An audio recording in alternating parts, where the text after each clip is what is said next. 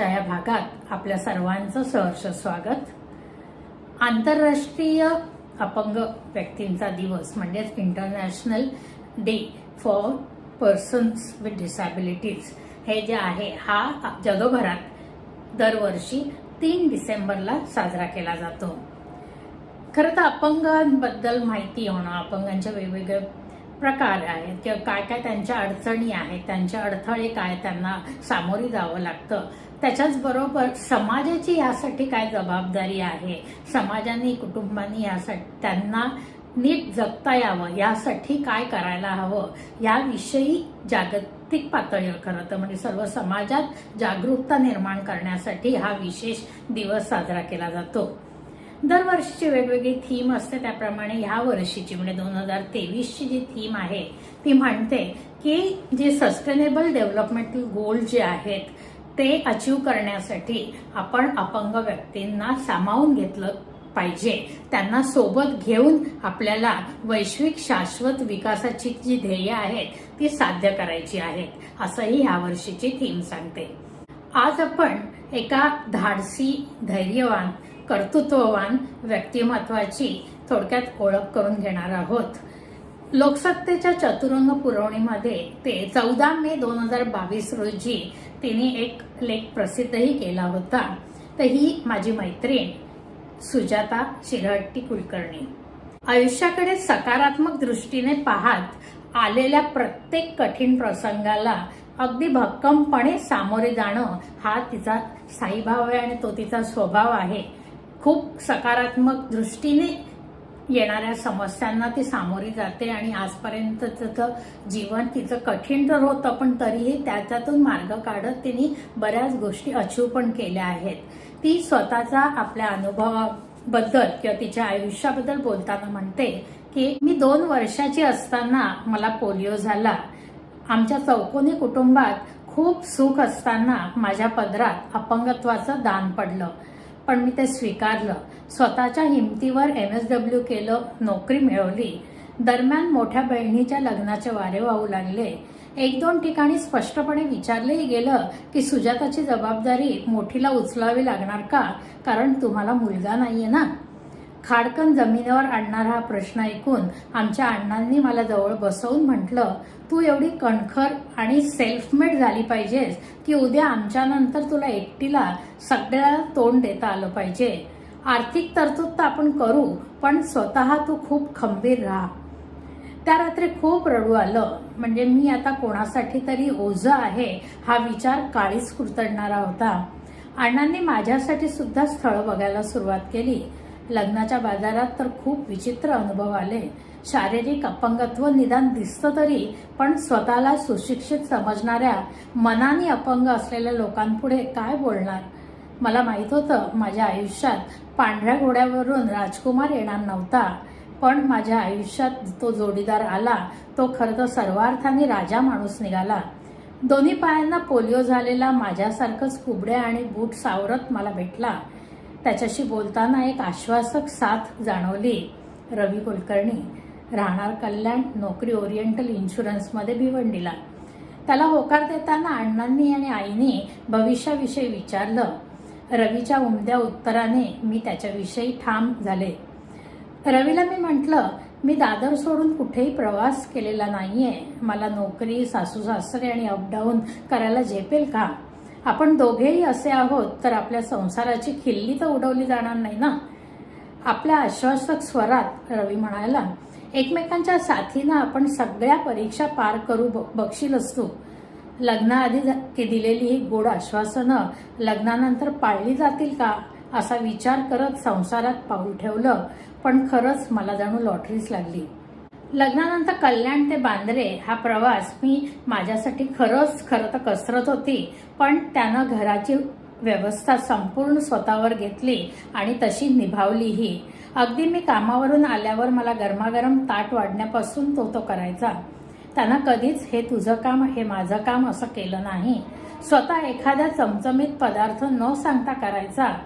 माझ्या बाळणपणात आईच्या मायेने सर्व करूनही कुठेही त्याचा साधा उल्लेखही तो करत नसे। साहजिकच आम्ही दोघांनी आपली कामं वाटून घेतली। रसिक तो एवढा होता की त्यांनी स्वतः माझा ड्रेस एका दुकानात नेऊन नवीन कापड घेऊन टेलरकडून जाऊन ड्रेस शिवून आणला आणि त्यावर मॅचिंग दागिने सुद्धा. मला सरप्राईज करण्याची संधी तो शोधत असायचा. दरम्यान नातलगांमध्ये कुजबुज ऐकू यायची. लग्न तर पार पडलं, पण आता पुढे कसं होणार? मी अनेकदा उन्मळून पडले, पण रवी शेवटपर्यंत खंबीर होता. अभिषेकचा जन्म झाला आणि पुन्हा एका भीतीने जन्म घेतला की आपण कसं त्याच्या मागे धावणार. पण अभिषेक जात्याच हुशार होता. बाबांच्या कुबडीला धरून चालायचा. आम्हाला त्याच्या मागे पळता येत नाही हे त्या लहान जीवाला बरोबर कळत असे. आम्हाला त्रास होईल असे खेळ तो कधी खेळला नाही. प्रत्येक आईबापांना वाटतं की जे आम्हाला आयुष्यात मिळालं नाही ते आपल्या लेकाला भरभरून मिळावं. आम्ही त्याला कराटे जिम्नॅस्टिकसाठी तयार केलं. नेपाळला तो ब्लॅक बेल्ट घेऊन ज्या दिवशी घरी आला त्या दिवशी घरात दिवाळी साजरी केली. माझा ऊर अभिमानानं भरून आला. नॉर्मल माणसांच्या आयुष्याला अर्थ मिळतो तो त्यांनी कमवलेल्या बढती अधिकाऱ्याच्या पदामुळे. पण आमच्या दररोजची धडपडच इतकी आहे की कल्याणहून बांद्र्यापर्यंत जाऊन मस्टर गाठणं हे सुद्धा घरचं सगळं आवरून हीच माझी कसरत होती. माझे आई अण्णा आता आमच्या शेजारी राहायला आले. दुर्दैव असं की अण्णांना कर्करोगाने गाठलं, पण रवीसह आम्ही त्यातून त्यांना सुखरूप बाहेर काढलं. ते अभिमानाने म्हणायचे, रवी तू माझा नुसता मुलगा झाला नाहीस तर माझा बाप झालास. यापेक्षा वेगळी पावती ती कोणती? 2005चा 26 जुलै उजाडला तो मुळे मुंबई पाण्याखाली घ्यायलाच जणू.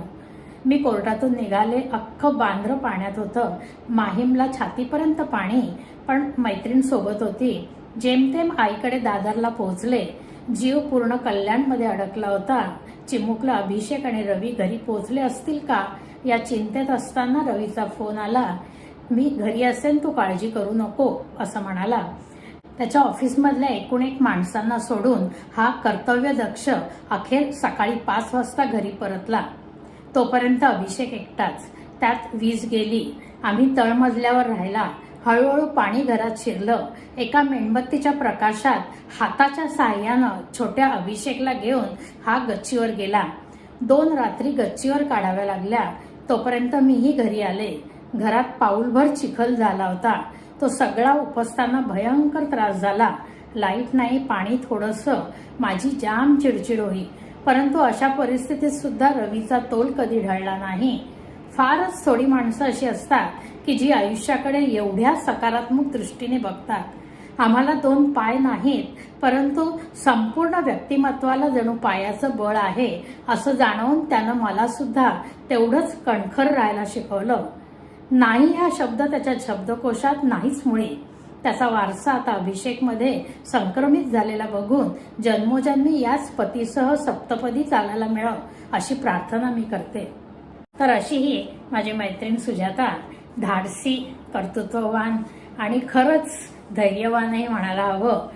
आज वयाची 65 गाठली आहे. आज ती आपली 90तल्या आईचाही सांभाळ करते आहे. जिद्द असली की माणूस खंबीरपणे उभा राहू शकतो. यासाठी कुटुंबाची, समाजाची जर साथ मिळाली तर हा जो खडतर प्रवास आहे तो थोडा कमी खडतर होऊ शकेल असं मला वाटतं.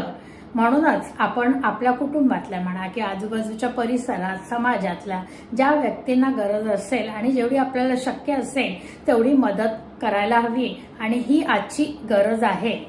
व्यक्तींमध्ये फरक असतो, म्हणजे व्यक्तींमध्येही फरक असणार, पण त्याचप्रमाणे सर्व व्यक्तींना एकत्रित घेऊन आपल्याला समाजात पुढे जायचं आहे हे सुद्धा आपल्याला शिकलं पाहिजे. आणि सर्वांनी एकत्रितपणे पुढे जात जात गुण्यागोविंदाने स्वतःचं आयुष्य जगावून इतरांनाही जगू दिलं तर सर्वसमावेशक असा समाज निर्माण व्हायला वेळ लागणार नाही.